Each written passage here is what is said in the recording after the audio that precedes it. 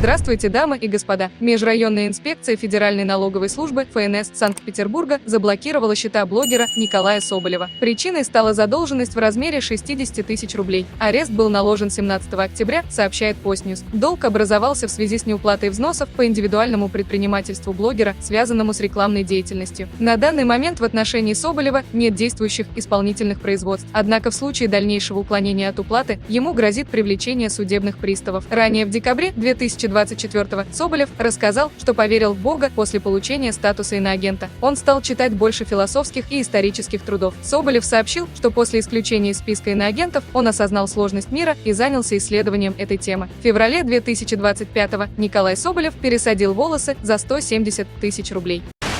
А у меня все. Ставьте лайк, подписывайтесь на канал и, конечно же, смотрите новости.